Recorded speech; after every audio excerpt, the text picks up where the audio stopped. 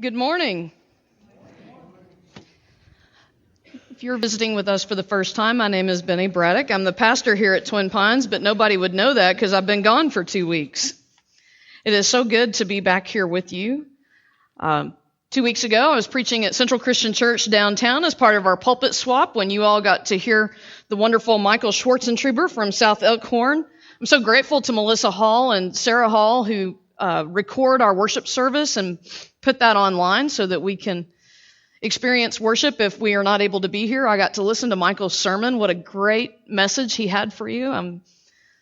I'm just delighted to get to hear him because I've never heard him preach before. And I know he so much enjoyed being with you. In fact, he said to be sure and let you all know how much he felt and experienced the radical hospitality in this place. He said he felt like he'd just come home, which was great because that's what he was preaching about.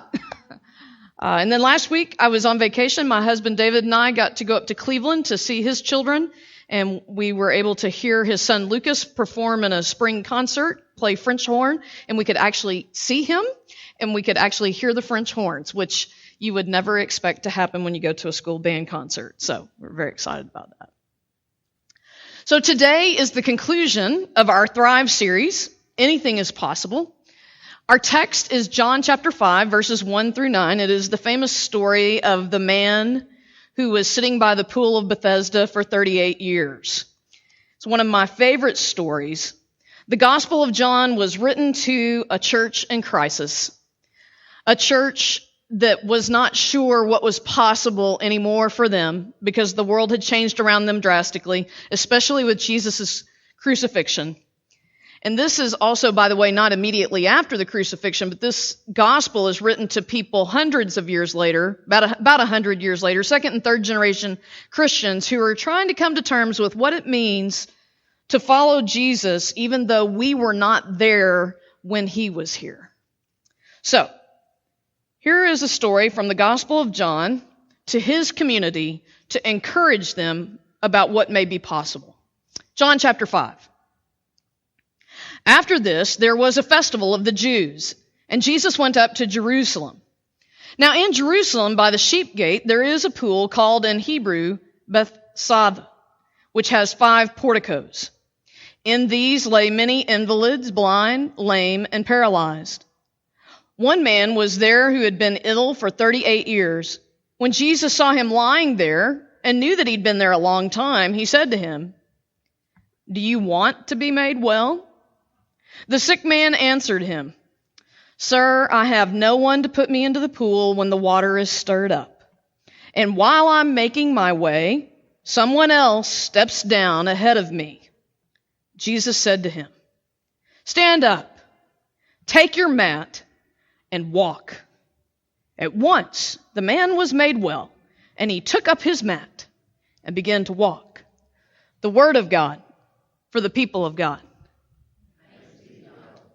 Now, my guess is this guy never thought it was possible that he would walk. I never thought it was possible I'd fit back in these jeans.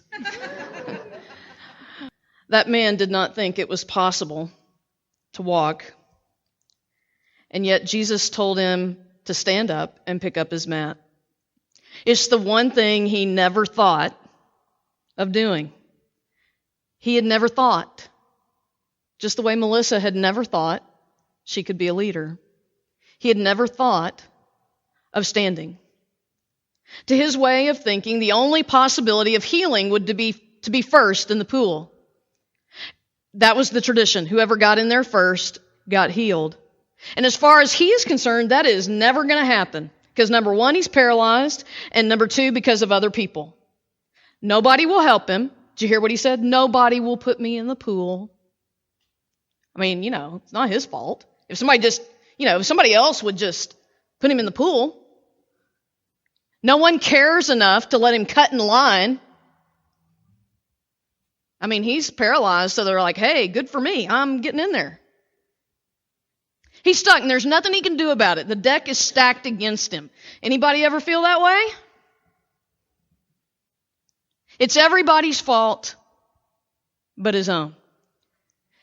The thing I love about this text is Jesus is not interested in this man's excuses. He doesn't say, "Oh, you poor thing." Now, as I mentioned when I was sharing the reading, John's gospel is highly symbolic. He tells stories like these to make a bigger point. He's writing to a second generation of Christians, those who did not see Jesus in real time, and yet they believe in the message that he left behind. For all practical purposes, they are a church in crisis trying to avoid a church split, except for they're not really a church yet. The first followers of Jesus are Jews. Remember, he is a Jew. Jesus is a Jew till the day he dies. These are Jews. They're Jewish followers of Jesus. The only thing is, the more they follow him, the more they differentiate from the Judaism they were raised in. And now they're doing their best to keep from getting kicked out of the synagogue. So when I read John, I see not just a paralyzed man, but I see a symbol of people and systems that are bound not so much physically as they are spiritually. This man sitting by the pool represents the Jewish followers of Jesus who are paralyzed by the horror of their past, you could name all the different empires that have dominated the Jewish homeland. Boy, are we still fighting that today. And it had been going on for thousands of years. And on top of that, they thought Jesus was Messiah and the Romans killed him. They are paralyzed by the horror of their past, by their present suffering. Not only are they under life and Roman rule, which Greg Alexander talked with you a little bit about last week, but also they are now being persecuted by their own people, Jews against Jews. And so they are sitting there with a fear of a future that seems nothing but impossible. Now, one thing I think we forget, part of the reason I think this is such a powerful symbol that John gives us, the multitudes of Jesus are not the rich and powerful. They are not the landowners and the policymakers and the religious leaders. The upper class folk and religious authorities who follow Jesus are few and far between. There are some, but they are few and far between, far more often the exception than the rule. If you go through the Gospels, you follow Jesus through the pages of the Gospels, what do we see? Those who follow Jesus are the poor, the weak, the sick, the demon-possessed, the women.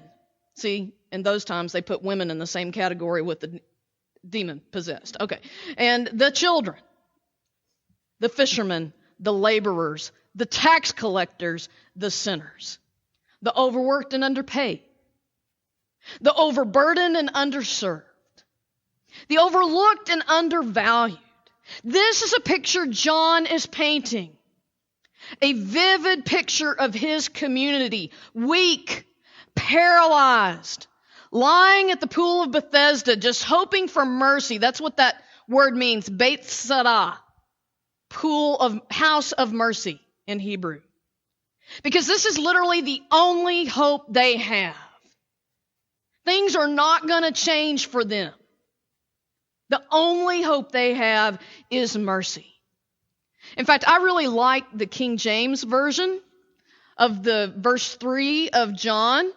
Did we get this, Sarah? No, we didn't? Okay, that's okay. Imagine this in your mind.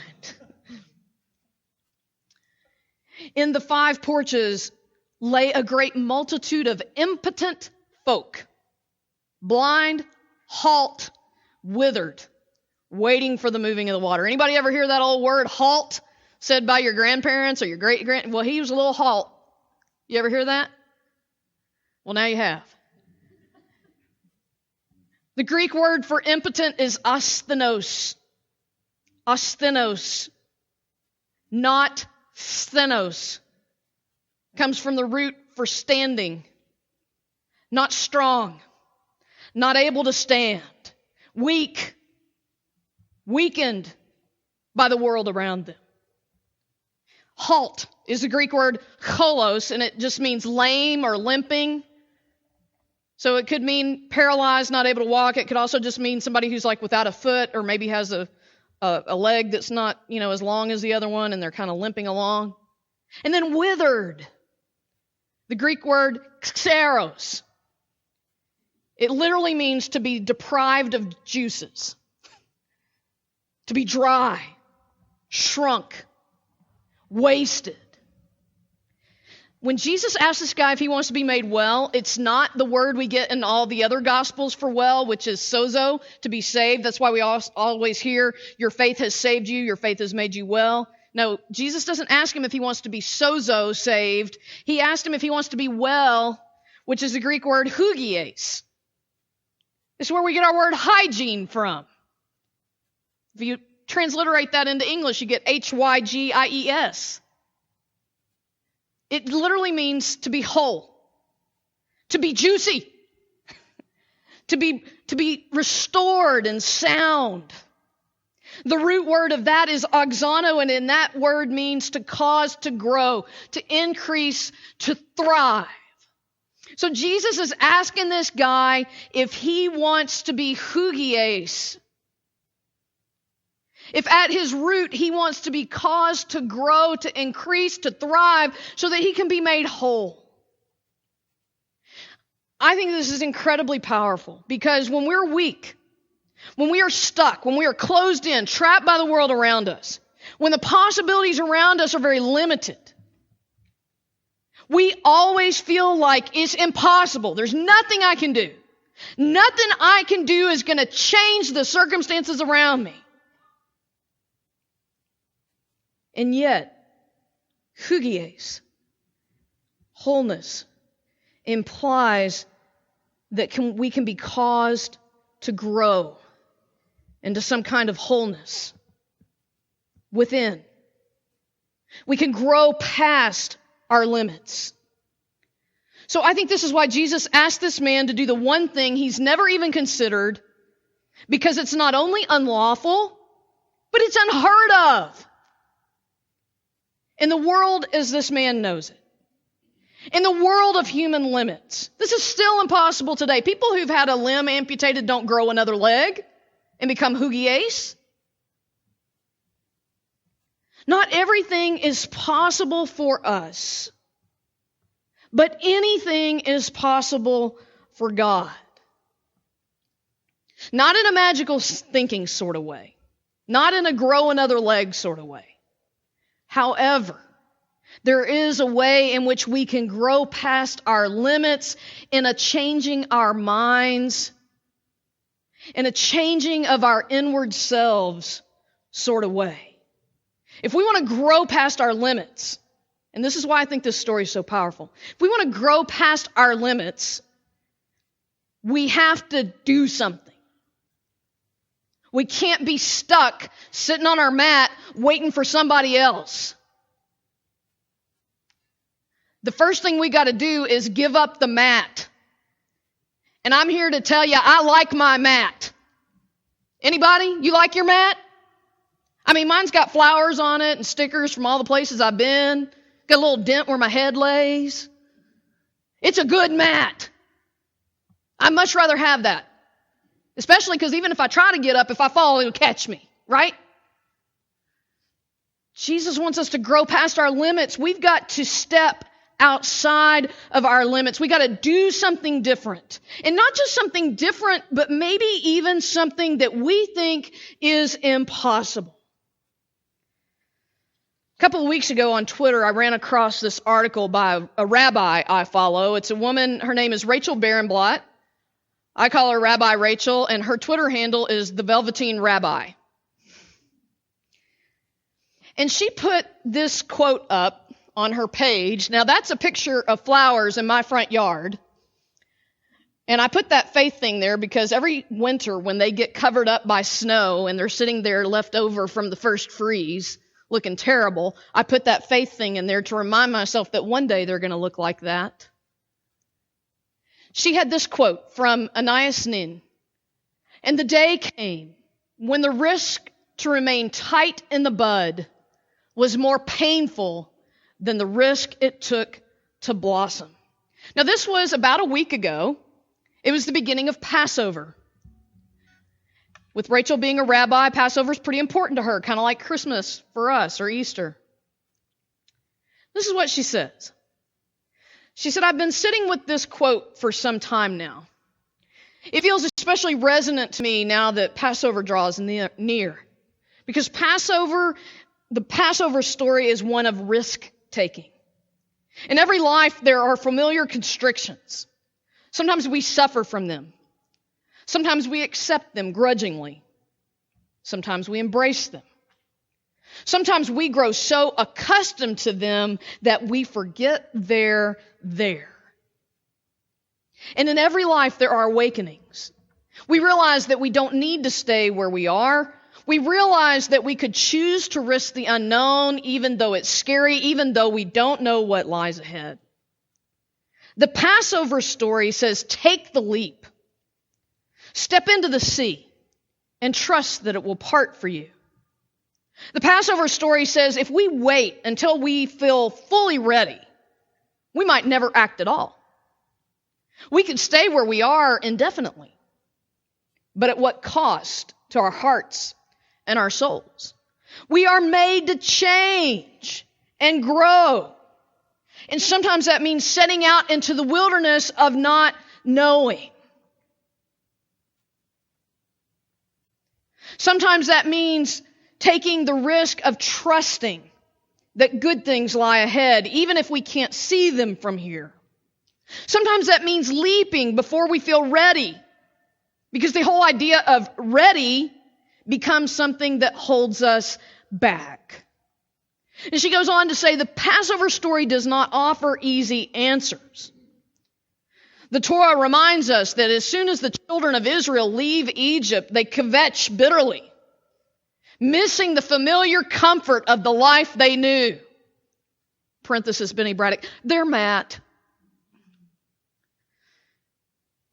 Missing the familiar comforts of the life they used to know, even though that life contained grief and silencing hard labor. That's human nature, Rabbi Rachel says. It's hard to leave what we've known, even if we believe that God is bringing us forth from where we've been in order that we might be made new, in order that we might serve from that place of having been made new, she says. Each of us has to choose time and again to become, to be open to changing, to learn to blossom. And then this is the best part. She says, blooming is a risk. Now this is a picture a friend of mine sent of the bluebonnets and paintbrush in the spring in Texas after they got a crazy snow. This was 2 winters ago. Rabbi Rachel says blooming is a risk. There could be a late frost.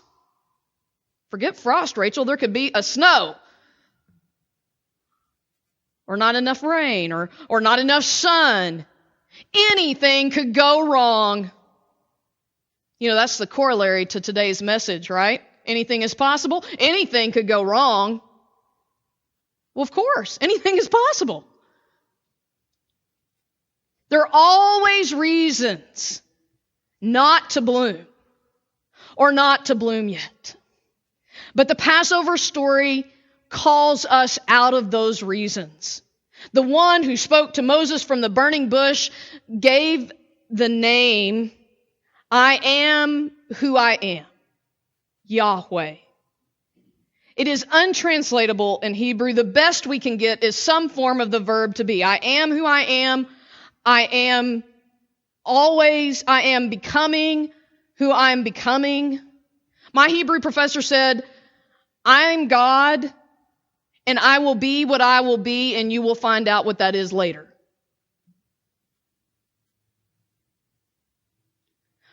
Rabbi Rachel says, God is always becoming. I do think nature, one of the reasons we experience God in nature so much is nature is always becoming. Just as Nan described to the children, we look around and we see that cycle of life and death and renewal over and over again, and we say, that's God. God is always becoming, and so are we. And so the day comes when the risk of remaining tight in the bud is greater than the risk of becoming. Maybe today is that day. What would you need in order to trust that this could be that day for you? The way Rabbi Rachel talks about Passover is how I understand Jesus. He is my Passover lamb. His crucifixion, following him to the cross, is my Red Sea crossing and my wilderness wandering, and his resurrection is my promised land. Jesus calls me to risk picking up my mat and following him not to an oasis of no pain, no suffering, but he calls me to a cross on which I will surely die, and yet on which I will also be made hugies, on which I will grow and become who God is calling me to be. I have one final image for you, for me, that very much represents this. This is an African violet given to me by Sherry Sanders. Now, some of you don't know who Sherry Sanders is because we lost Sherry about 3 years ago now. She was in her 50s, and she died of ovarian cancer. And UK did everything they could to help her. And she fought one of the bravest fights I have ever seen in my life. And when they told her there was nothing else that they could do, and she had to make the decision whether to keep trying or whether to let this life go, she decided that she was not going to die in the bud. You see, Sherry knew something that I don't even think I could articulate at the time. All flowers die. The only difference is that some die before they bloom, and some don't die till after they bloom. And I'm here to tell you that Sherry Sanders bloomed and bloomed and bloomed and bloomed and bloomed before she died. She made it her purpose to get off her mat where she had been laying for a long time, and my God, why wouldn't she? I don't know, I could have gotten off that mat. But she did, and she didn't do it alone. You guys, if you don't know some of the folks around here who knew Sherry, you need to spend some time with them. They helped her. They helped her get up off that mat. I know Beth Pennington has an African violet just like this. And I bet you there's a few others in this room who have one too. This is only one of many, many seeds that Sherry planted by blooming before she died. And boy, was it hard.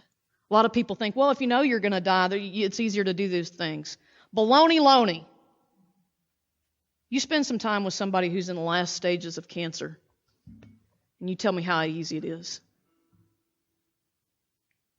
Get up off your mats. You are made for so much more than ordinary lives. You're made to thrive. So I invite you, make your flower back there and bloom on the wall. And if you have your commitment card with you today, do something different. Put more money on it. I don't care if you don't know where it's going to come from. God does.